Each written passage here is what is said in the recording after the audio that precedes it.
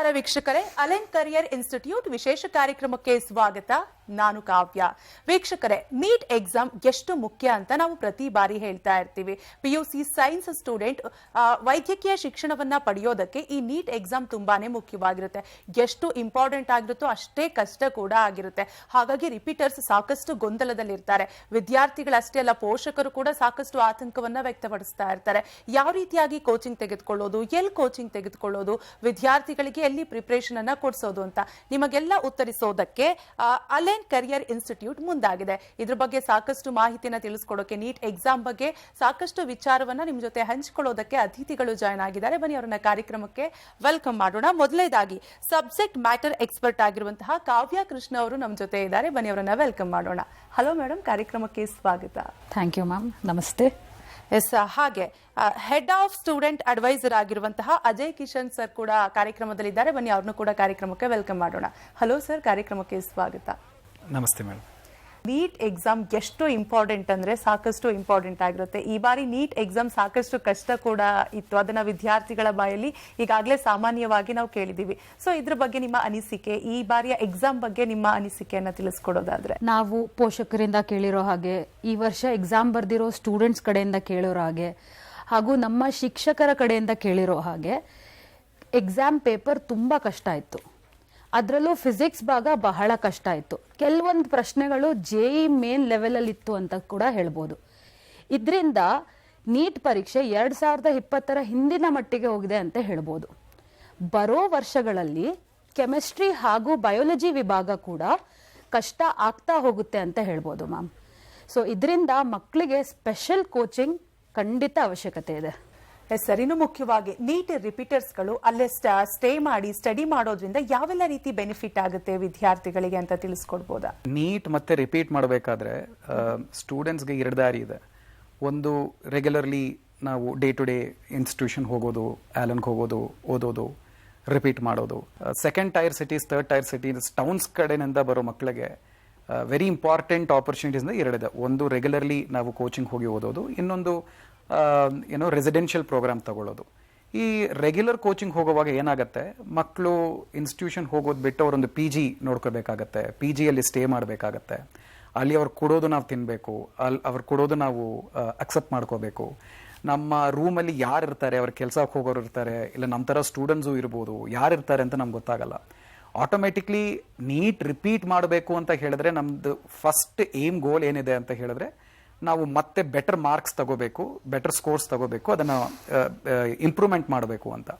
ಈ ಥರ PG ಅಕಾಮಿಡೇಷನ್ನಲ್ಲಿ ಇರೋದ್ರಿಂದ ಅದನ್ನು ನಾವು ಎಷ್ಟು ಅಚೀವ್ ಮಾಡೋಕ್ಕಾಗತ್ತೆ ಅನ್ನೋದು ಒಂದು ದೊಡ್ಡ ಕ್ವೆಶನ್ ಮಾರ್ಕ್ ಇದೆ. ಅದಕ್ಕೆ ನಮ್ಮ ಆನ್ಸರ್ ಸಿಗಲ್ಲ. ಯಾಕಂದರೆ ಡಿವಿಯೇಷನ್ ಇರಬಾರ್ದು, ಡಿಸ್ಟ್ರಾಕ್ಷನ್ ಇರಬಾರ್ದು ಅಂತ ನಾವು ಒಂದ್ಸತಿ ಮತ್ತೆ ರಿಪೀಟ್ ಮಾಡ್ತೀವಿ.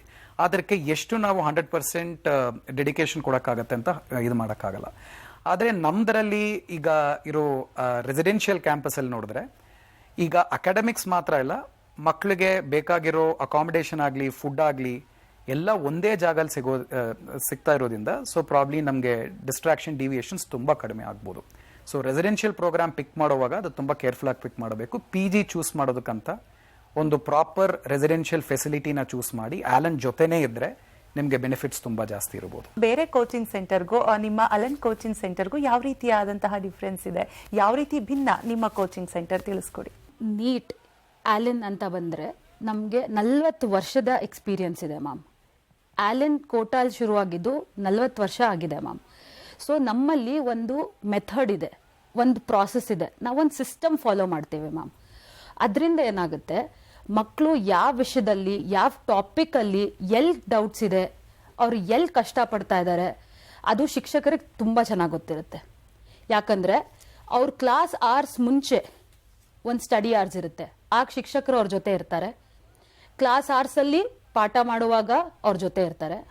ಹಾಗಾಗಿ ಕ್ಲಾಸ್ ಅವರ್ಸ್ ನಂತರ ಕೂಡ ಸ್ಟಡಿ ಅವರ್ಸಲ್ಲಿ ಟೀಚರ್ಸ್ ಅವ್ರ ಜೊತೆನೇ ಇರ್ತಾರೆ. ಸೊ ಬೆಳಗ್ಗೆ ಮಧ್ಯಾಹ್ನ ಸಂಜೆ ಟೀಚರ್ಸ್ ಅವ್ರ ಜೊತೆನೇ ಇರೋದ್ರಿಂದ ಅವ್ರಿಗೆ ಕ್ಲೋಸ್ ಮಾನಿಟರಿಂಗ್ ಸಿಗುತ್ತೆ. ಮತ್ತೆ ನಾವೊಂದು ಮೆಥಡ್ ಫಾಲೋ ಮಾಡೋದ್ರಿಂದ ಕೆಲವೊಬ್ರು ಮಕ್ಕಳಿಗೆ ಫಿಸಿಕ್ಸ್ ಕಷ್ಟ ಆಗಿರ್ಬೋದು, ಕೆಲವೊಬ್ರು ಮಕ್ಕಳು ಫಿಸಿಕ್ಸ್ ಈಸಿ ಇರುತ್ತೆ, ಆದರೆ ಅವ್ರಿಗೆ ಬಯೋಲಜಿ ಮೆಮರೈಸಿಂಗ್ ಅಲ್ಲಿ ಕಷ್ಟ ಆಗಿರ್ಬೋದು. ಸೊ ಅವ್ರಿಗೆ ಮೆಮರೈಸ್ ಮಾಡ್ಕೊಳ್ಳೋದಕ್ಕೆ ನಿಮೋನಿಕ್ಸ್ ಆಗಿರ್ಬೋದು. ಫಿಸಿಕ್ಸ್ ಕಷ್ಟ ಆಗಿರೋರಿಗೆ ಕಾನ್ಸೆಪ್ಟ್ಸ್ ಹೇಗೆ ಸಾಲ್ವ್ ಮಾಡಬೇಕು, ಒಂದೇ ಒಂದು ಕ್ವೆಶ್ಚನಲ್ಲಿ 2-3 ಕಾನ್ಸೆಪ್ಟ್ಸ್ ಹೇಗೆ ಯುಟಿಲೈಸ್ ಮಾಡ್ಕೋಬೇಕು, ಇದೆಲ್ಲ ಟಿಪ್ಸ್ ಟ್ರಿಕ್ಸ್ ಟೀಚರ್ಸ್ ನಿಮ್ಮ ಜೊತೆ ಇದ್ದು ಸದಾ ಕೊಡ್ತಾರೆ ಮ್ಯಾಮ್. ಸೊ ಕ್ಲೋಸ್ ಮಾನಿಟರಿಂಗ್ ಹಾಗೂ ಮಕ್ಕಳ ಕಷ್ಟ ಏನು, ಅವ್ರು ಎಲ್ಲಿ ಕಷ್ಟ ಪಡ್ಬೋದು, ಅವ್ರಿಗೆ ಯಾವ ವಿಷಯದಲ್ಲಿ ಕಷ್ಟ ಆಗ್ಬೋದು ಅನ್ನೋದನ್ನ ಶಿಕ್ಷಕರು ತುಂಬ ಚೆನ್ನಾಗಿ ಅರ್ಥ ಮಾಡ್ಕೊಂಡಿರ್ತಾರೆ. So this is the main difference between Alan and other coaching centres ಅಂತ ಹೇಳ್ಬೋದು ಮ್ಯಾಮ್. ಅಲ್ಲಿನ ವಾತಾವರಣದ ಬಗ್ಗೆ, ಅಲ್ಲಿ ವಿದ್ಯಾರ್ಥಿಗಳಿಗೆ ಸಪೋರ್ಟ್ ಮಾಡೋದ್ರ ಬಗ್ಗೆ ಪೋಷಕರಿಗೆ ಸಾಕಷ್ಟು ರೀತಿಯಾದಂತಹ ಗೊಂದಲ ಇದ್ದೇ ಇರುತ್ತೆ. ಸೊ ಇದ್ರ ಬಗ್ಗೆ ಕ್ಲಾರಿಟಿ ಕೊಡೋದಾದ್ರೆ. ನಾನೇನು ಬಿಟ್ಟು ರೆಸಿಡೆನ್ಷಿಯಲ್ ಫೆಸಿಲಿಟಿಗೆ ಬರುವಾಗ ಪೇರೆಂಟ್ಸ್ಗೂ ಸರಿ ಸ್ಟೂಡೆಂಟ್ಸ್ಗೂ ಸರಿ ತುಂಬ ಕ್ವೆಶನ್ಸ್ಗಳಿರ್ಬೋದು. ಇದರಲ್ಲಿ ಫಸ್ಟ್ ನೋಡಬೇಕಾದ್ರೆ ನಮ್ಮ ಟೀಚರ್ಸ್ ಅಂತ ನೋಡಿದ್ರೆ ಒಂದು ಸ್ಟೆಪ್ ಹೆಚ್ಚು ಪೇರೆಂಟ್ಸ್ ಅಂತ ಹೇಳಬೇಕು. ಅವ್ರನ್ನ ಕ್ಲಾಸಲ್ಲಿರುವಾಗ ಟೀಚರ್ಸ್ ಆಗಿರ್ತಾರೆ, ಕ್ಲಾಸ್ನಿಂದ ಆಚೆ ಬಂದರೆ ಅವ್ರ ಪೇರೆಂಟ್ಸ್ ಆಗಿಬಿಡ್ತಾರೆ. ಯಾಕಂದರೆ ಈ 1 ವರ್ಷ ಅವ್ರಿಗೆ ಬೇಕಾಗಿರೋ ಮೆಂಟಲ್ ಸಪೋರ್ಟ್ ಆಗಲಿ, ಅಕಾಡೆಮಿಕ್ ಸಪೋರ್ಟ್ ಆಗಲಿ, ಡೌಟ್ ಸಾಲ್ವಿಂಗ್ ಆಗಲಿ, ಏನೇ ಇದ್ರೂ ಅವರು ಜಸ್ಟ್ ಒಂದು ಟೀಚರ್ ಅಂತ ಇಲ್ದಂಗೆ ಅವರು ಒಂದು ಪೇರೆಂಟ್ ಥರ ಮಕ್ಕಳನ್ನ ಟ್ರೀಟ್ ಮಾಡಿ ಅವ್ರನ್ನ ಟ್ರೈನ್ ಮಾಡೋದ್ರಲ್ಲಿ ತುಂಬ ಇಂಪಾರ್ಟೆಂಟ್ ಆಗುತ್ತೆ. ಟೀಚರ್ಸು ಕೂಡ ಡ್ಯೂವಲ್ ರೋಲ್ ಪ್ಲೇ ಮಾಡ್ತಾರೆ, ಪೇರೆಂಟ್ ಆಗಲೂ ಸರಿ ಟೀಚರ್ ಆಗಲೂ ಸರಿ. ಬೆಳಗ್ಗೆ 5:30 ನೈಟ್ 11:30 ತನಕ 11:30 ತನಕ the teachers are going to be with them to prepare for the same. So ಆ ರೀತಿಯಿಂದ there is a deep benefit the students are going to find. ಈ ನೀಟ್ ಎಕ್ಸಾಮ್ ಸಂದರ್ಭದಲ್ಲಿ ವಿದ್ಯಾರ್ಥಿಗಳು ಮೆಂಟಲಿ ಆಗಿರ್ಬೋದು, ಫಿಸಿಕಲಿ ಆಗಿರ್ಬೋದು ತುಂಬಾ ಒತ್ತಡದಲ್ಲಿರ್ತಾರೆ. ಸೊ ಕಾನ್ಫಿಡೆನ್ಸ್ ಲೆವೆಲ್ ಕೂಡ ಕಡಿಮೆ ಆಗ್ತಾ ಇರುತ್ತೆ ಹೇಳಬೇಕು ಅಂದ್ರೆ. ಸೊ ಕಾನ್ಫಿಡೆನ್ಸ್ ಲೆವೆಲ್ನ ಯಾವ ರೀತಿಯಾಗಿ ಜಾಸ್ತಿ ಮಾಡಿಸ್ತೀರಾ ವಿದ್ಯಾರ್ಥಿಗಳಿಗೆ, ಯಾವ ರೀತಿ ಬ್ಯಾಲೆನ್ಸ್ ಮಾಡ್ತೀರಾ ಮೇಡಮ್? 11th 12th ಮಕ್ಕಳಿಗಿಂತ ರಿಪೀಟರ್ಸ್ ಮಕ್ಕಳಲ್ಲಿ ಈ ಗೊಂದಲ ಜಾಸ್ತಿ. ಯಾಕಂದರೆ ಅವ್ರು ಒಂದ್ಸಲ ನೀಟ್ ಎಕ್ಸಾಮ್ ಆಗಲೇ ಬರೆದಿರ್ತಾರೆ. ಸೊ ಮತ್ತೆ ಮುಂದಿನ ವರ್ಷ ಪೇಪರ್ ಹೇಗಿರುತ್ತಪ್ಪ, ಈಸಿ ಇರುತ್ತಾ ಟಫ್ ಇರುತ್ತಾ, ನಾನು ಮುಂದೆ 2 ವರ್ಷದಲ್ಲಿ ಪ್ರಿಪೇರ್ ಆಗಿರೋದನ್ನ ಈಗ ನಾನು 1 ವರ್ಷದಲ್ಲೇ ಪ್ರಿಪೇರ್ ಆಗಬೇಕು. ಹಿಂದೆ ನಾನು 11ನೇ ತರಗತಿ 12ನೇ ತರಗತಿ 2 ವರ್ಷ ಓದಿರೋದನ್ನ ಇದು 1 ವರ್ಷ ಓದಬೇಕು ಅನ್ನೋದು ಅವರಲ್ಲಿ ತಲೆಯಲ್ಲಿ ತುಂಬಿಕೊಂಡಿರುತ್ತೆ. ಇದರಿಂದ ಅವ್ರು ಎದ್ದಿದ ತಕ್ಷಣ ಅವ್ರ ದಿನಚರಿ ಸ್ಟಾರ್ಟ್ ಆಗೋದು ಮ್ಯಾಮ್ 1 ಲೋಟ ಹಾಲು ಹಾಗೂ ನೆನೆಸಿದ ಆಲ್ಮಂಡ್ಸ್, ಬಾದಾಮಿ. What will this do? This will boost their mental capability. This will boost their metabolism. ಇದರ ನಂತರ ಅವರ ವ್ಯಾಯಾಮ, extremely important physical activity ma'am. Because ಅವ್ರು ದಿನ ಪೂರ್ತಿ ಓದ್ತಾ ಇದ್ರೆ ಫಿಸಿಕಲ್ ಆಕ್ಟಿವಿಟಿ ಇಲ್ಲದೆ ಅವ್ರು ಓದಿರೋದನ್ನ ರಿಟೈನ್ ಮಾಡ್ಕೊಳ್ಳೋದಕ್ಕೆ ಕಷ್ಟ ಆಗ್ಬೋದು. ಸೊ ಫಿಸಿಕಲ್ ಆಕ್ಟಿವಿಟಿ ಇದರೊಂದಿಗೆ ಪೌಷ್ಟಿಕ ಆಹಾರ ಬಹಳ ಮುಖ್ಯ ಆಗುತ್ತೆ. ಸೊ ಅವ್ರಿಗೆ ಇಲ್ಲಿ 5 ಬಾರಿ ಪೌಷ್ಟಿಕ ಆಹಾರ, ಒಳ್ಳೆ ಭೋಜನ ಮ್ಯಾಮ್. ಅದರಲ್ಲೂ ನಮ್ಮ ರೆಸಿಡೆನ್ಷಿಯಲ್ ಕ್ಯಾಂಪಸ್ಸಲ್ಲಿ ಇಲ್ಲೇ ಪೋಷಿಸಿದ ಹಸುಗಳು ಸಹ ಇದ್ದಾವೆ, ಹಾಗೂ ಇಲ್ಲೇ ಬೆಳೆದ ತರಕಾರಿಗಳು ಸಹ ಸಿಗುತ್ತೆ. ಇದಲ್ಲದೆ ಮ್ಯಾಮ್ 100% ಸಸ್ಯಾಹಾರಿ ಊಟ. ಇದೆಲ್ಲ ಅವರ ಮೆಟಬಾಲಿಸಮ್ಗೆ, ಅವ್ರ ಮೆಂಟಲ್ ಆಕ್ಟಿವಿಟಿಗೆ ತುಂಬ ಹೆಲ್ಪ್ ಆಗುತ್ತೆ. ಇದಲ್ಲದೆ ನಮ್ಮಲ್ಲಿ ಇನ್ ಹೌಸ್ ಸೈಕಾಲಜಿಸ್ಟ್ ಸಹ ಇದ್ದಾರೆ. ಸೊ ಸೈಕಾಲಜಿಸ್ಟ್ ಅವ್ರಿಗೆ ಏನಾದರೂ ತೊಂದರೆ ಆದಾಗ ಅವ್ರಿಗೆ ಹೇಗೆ ಆಕ್ಟಿವಿಟೀಸ್ ಮುಖಾಂತರ ಅಥವಾ ಬ್ರೀದಿಂಗ್ ಎಕ್ಸಸೈಸಸ್ ಮುಖಾಂತರ ಅವ್ರಿಗೆ ಎಕ್ಸಾಮ್ ಟೈಮಲ್ಲಿ ಅವ್ರಿಗೆ ಹೇಗೆ ಕಾಮ್ ಮಾಡಬೇಕು ಇದನ್ನೆಲ್ಲ ಅವ್ರು ಹೇಳ್ಕೊಡ್ತಾರೆ. ಇದಲ್ಲದೆ ನಾವು ಆಗಲೇ ಡಿಸ್ಕಸ್ ಮಾಡಿರೋ ಥರ ಶಿಕ್ಷಕರು ಮಕ್ಕಳು ಎಲ್ಲಿ ಏನು ಕಷ್ಟಪಡ್ತಾ ಇದ್ದಾರೆ ಅನ್ನೋದು ಶಿಕ್ಷಕರಿಗೆ ಆಗಲೇ ಗೊತ್ತಿರುತ್ತೆ ಮ್ಯಾಮ್. ಸೊ ಅವ್ರ ಸಪೋರ್ಟಿಗೆ ನಾವೆಲ್ಲ ಸದಾ ಹಾಜರಿ. ಅಲೆನ್ ಶಿಕ್ಷಕರು ಅಲ್ಲೇ ಇರೋದ್ರಿಂದ ವಿದ್ಯಾರ್ಥಿಗಳಿಗೆ ಯಾವೆಲ್ಲ ರೀತಿ ಬೆನಿಫಿಟ್ ಆಗುತ್ತೆ ತಿಳಿಸ್ಕೊಡಿ. ಬೆಳಿಗ್ಗೆ ಮಧ್ಯಾಹ್ನ ಸಂಜೆ ಅವ್ರ ಜೊತೆ ಸದಾ ಇರ್ತಾರೆ. ಸ್ಟಡಿ ಅವರ್ಸ್ ಅಲ್ಲಿ, ಕ್ಲಾಸ್ ಅವರ್ಸ್ ಅಲ್ಲಿ, ಮತ್ತೆ ಸ್ಟಡಿ ಅವರ್ಸ್ ಅಲ್ಲಿ. ಅದಲ್ಲದೆ ರಾತ್ರಿ ಕೂಡ ಅವ್ರಿಗೇನಾದ್ರೂ ಸಮಸ್ಯೆ ಇದ್ರೆ ಟೀಚರ್ಸ್ ಅಲ್ಲೇ ಹಾಜರಾಗ್ತಾರೆ ಮ್ಯಾಮ್. ಯಾಕಂದ್ರೆ ಟೀಚರ್ಸ್ ನಿಮ್ಮೊಂದಿಗೆ ನಿಮ್ಮದೇ ರೆಸಿಡೆನ್ಷಿಯಲ್ ಕ್ಯಾಂಪಸ್ ಅಲ್ಲಿ ಅಲ್ಲೇ ಉಳ್ಕೋತಾರೆ. ಸೊ ಇದರಿಂದ ಅವ್ರಿಗೆ ಒಂದು ಹೋಮ್ಲಿ ಎನ್ವಿರಾನ್ಮೆಂಟ್ ಸಿಗುತ್ತೆ. ಶಿಕ್ಷಕರು ಅನ್ನೋದಕ್ಕಿಂತ ಇವರು ನಮ್ಮ ಮನೆಯ ಒಬ್ರು ಸದಸ್ಯರು ಅನ್ನೋದು ಅವ್ರಿಗೆ ಮನ್ಸಲ್ಲಿ ಬರುತ್ತೆ ಮ್ಯಾಮ್. ಸೊ ಯಾವಾಗಿದು ನಮ್ಮ ಮನೆಯ ಒಬ್ರು ಸದಸ್ಯರು ಅಂತ ಅನ್ಸುತ್ತೆ, ಆಗ ಸ್ವಲ್ಪ ಅವರು ಫ್ರೀ ಆಗ್ತಾರೆ, ಸ್ವಲ್ಪ ಓಪನ್ ಆಗ್ತಾರೆ ಶಿಕ್ಷಕರ ಜೊತೆ. ಮತ್ತೆ ಅವ್ರ ಕಷ್ಟ ಏನಿದೆ ಅದನ್ನ ಜಾಸ್ತಿ ಹಂಚ್ಕೊಳ್ತಾರೆ.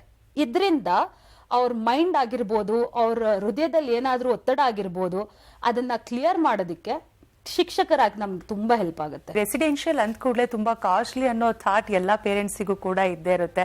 ಸೊ ನಿಮ್ಮ ಕೋಚಿಂಗ್ ಸೆಂಟರ್ ಅಲ್ಲಿ ಅಂದ್ರೆ ತುಂಬಾ ಕಾಸ್ಟ್ಲಿ ಫೀಸಸ್ ಇರುತ್ತಾ, ಹೇಗೆ ಸರ್ ತಿಳಿಸ್ಕೊಡಿ ಕಾಸ್ಟ್ ಬಗ್ಗೆ? ಕೋಚಿಂಗ್ ಇನ್ಸ್ಟಿಟ್ಯೂಷನ್ದು ಫೀಸು, ಪಿ ಜಿದು ಫೀಸು, ಇದು ಎರಡು ಮಾತ್ರ ಒಂದು ಪೇರೆಂಟ್ ಜನರಲಿ ಕ್ಯಾಲ್ಕುಲೇಟ್ ಮಾಡಿ ಒಂದು ವರ್ಷಗೆ ಇಷ್ಟು ಆಗ್ಬೋದು ಅಂತ ಎವ್ಯಾಲ್ಯುವೇಟ್ ಮಾಡ್ತಾರೆ. ಬಟ್ ಆದರೆ ನಿಜ ನೋಡಿದ್ರೆ ತುಂಬ ಇದೆ. ಪ್ರಾಬಬ್ಲಿ ಪಿ ಜಿಯಲ್ಲಿ ಊಟ ಇಷ್ಟ ಆಗಿಲ್ಲ ಅಂತ ಹೇಳಿದ್ರೆ ಮಕ್ಕಳು ಈಚೆ ತಿನ್ನಕ್ಕೆ ಶುರು ಮಾಡ್ತಾರೆ. ಮತ್ತು ಮೊಬೈಲ್ ರೀಚಾರ್ಜ್ ಇರ್ಬೋದು, ಮತ್ತು ಮನೆಗೆ ಹೋಗಿ ಬರ್ತೀನಿ ಅಂತ ವರ್ಷಕ್ಕೊಂದು 4-5 ಸತಿ ಹೋಗಿ ಬರ್ಬೋದು.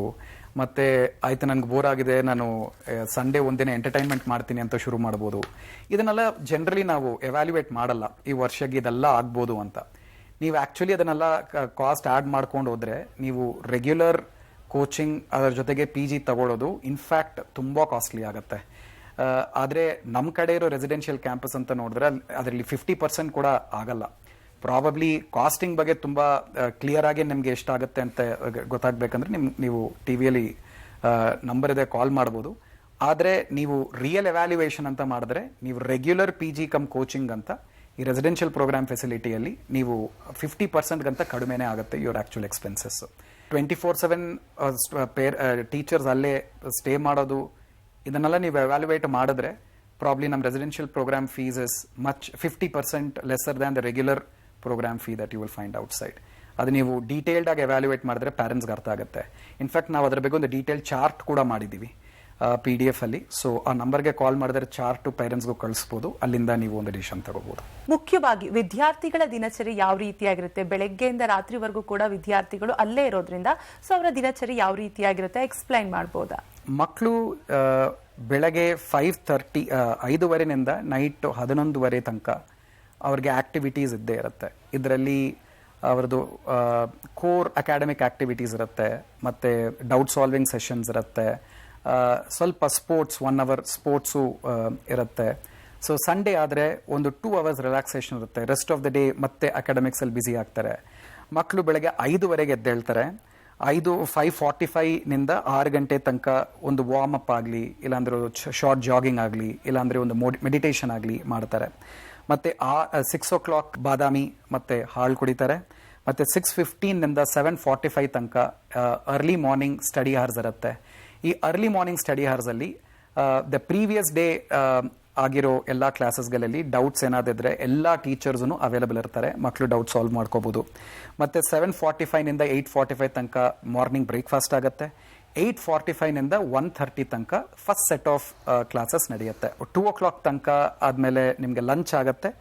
2 to 5 PM ಮತ್ತೆ ನಿಮಗೆ ಸೆಕೆಂಡ್ ಸೆಟ್ ಆಫ್ ಕ್ಲಾಸಸ್ ಆಗುತ್ತೆ.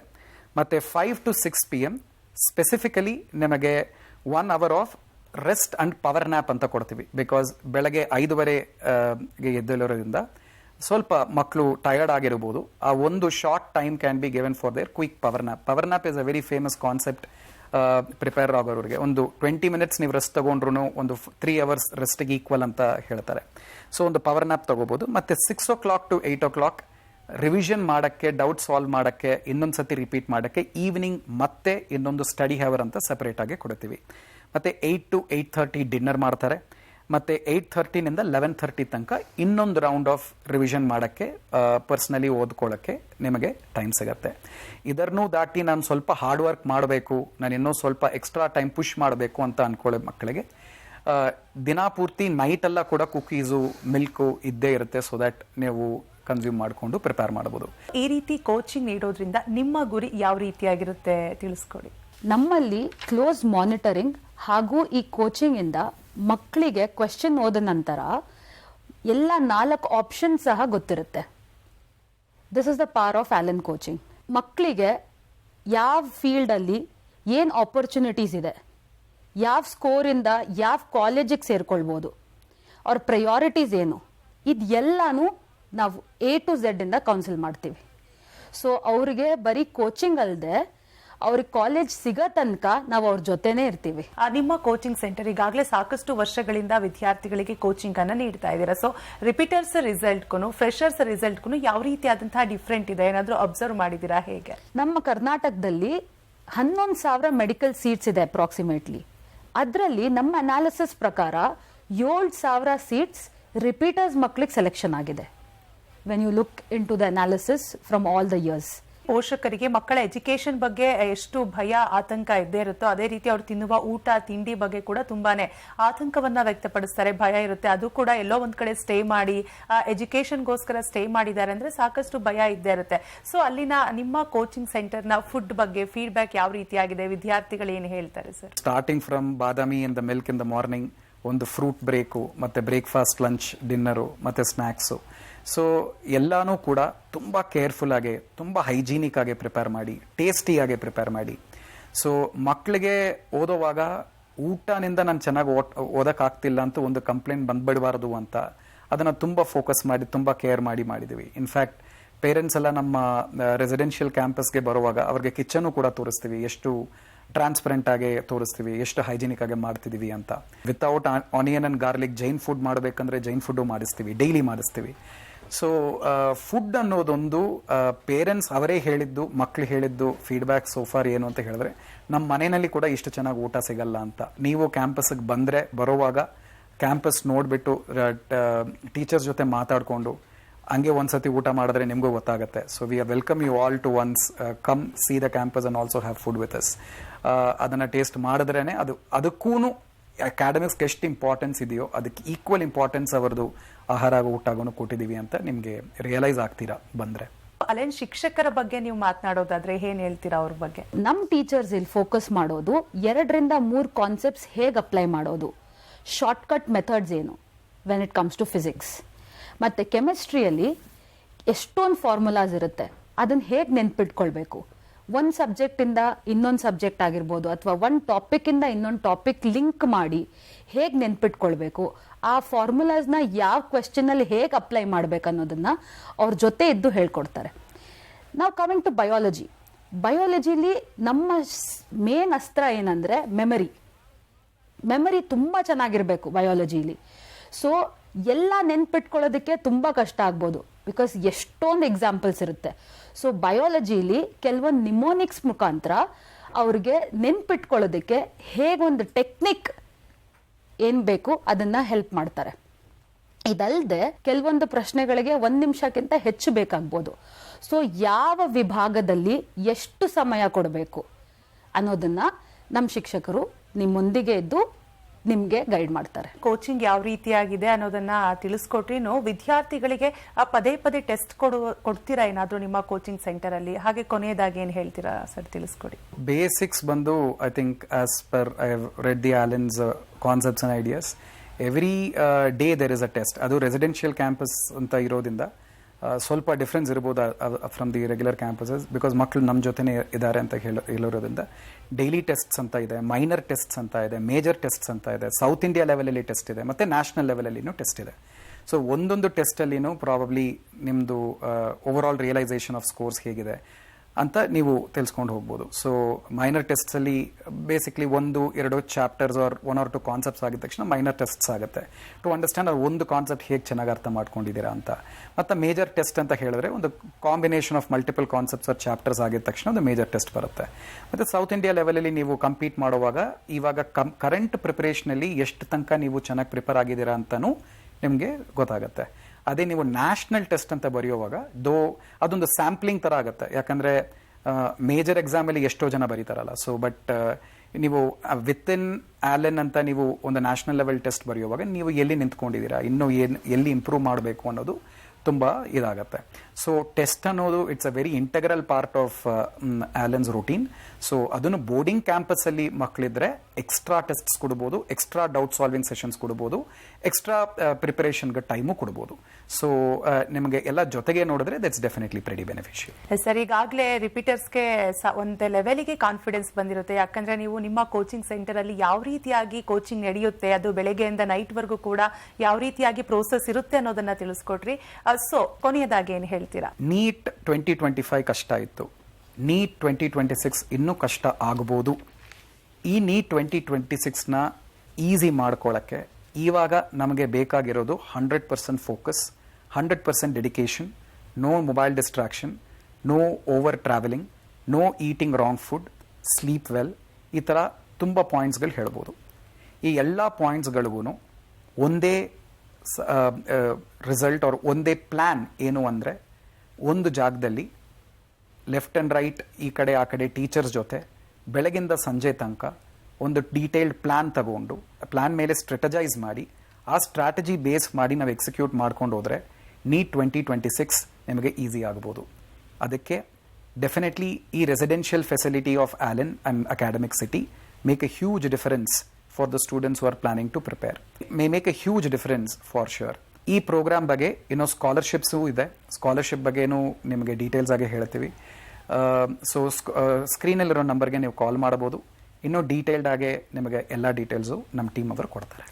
ಎಸ್, ಇವತ್ತಿನ ಕಾರ್ಯಕ್ರಮದಲ್ಲಿ ಅಲೆನ್ ಕರಿಯರ್ ಇನ್ಸ್ಟಿಟ್ಯೂಟ್ ಬಗ್ಗೆ ಸಾಕಷ್ಟು ವಿಚಾರವನ್ನ ತಿಳಿಸ್ಕೊಟ್ರಿ. ಬೆಳಗ್ಗೆಯಿಂದ ರಾತ್ರಿವರೆಗೂ ಯಾವ ರೀತಿಯಾಗಿ ಪ್ರೋಸೆಸ್ ಇರುತ್ತೆ, ವಿದ್ಯಾರ್ಥಿಗಳಿಗೆ ಯಾವ ರೀತಿಯಾಗಿ ಕೋಚಿಂಗ್ ನೀಡ್ತೀರಾ ಅನ್ನೋದ್ರ ಬಗ್ಗೆ ತಿಳಿಸ್ಕೊಟ್ರಿ. ನಿಜಕ್ಕೂ ಕೂಡ ರಿಪೀಟ್ ಎಕ್ಸಾಮ್ ಬರೆಯೋರಿಗೆ ಒಂದು ರೀತಿ ಕಾನ್ಫಿಡೆನ್ಸ್ ಹೆಚ್ಚಾಗಿರುತ್ತೆ. ಥ್ಯಾಂಕ್ ಯು ಇಬ್ರಿಗೂ ಕೂಡ. Thank you ma'am. Thank you. ನೋಡಿದ್ರಲ್ಲ ವೀಕ್ಷಕರೇ, ಇನ್ನು ನೀವು ಕೂಡ ಒಂದು ವೇಳೆ ಅಲೆನ್ ಕರಿಯರ್ ಇನ್ಸ್ಟಿಟ್ಯೂಟ್ಗೆ ಜಾಯ್ನ್ ಆಗಬೇಕಂದ್ರೆ ನಿಮ್ಮ ಟಿವಿ ಸ್ಕ್ರೀನ್ ಮೇಲೆ Allen career institute address plate ಬರುತ್ತೆ, ನೋಟ್ ಮಾಡ್ಕೊಳ್ಳಿ.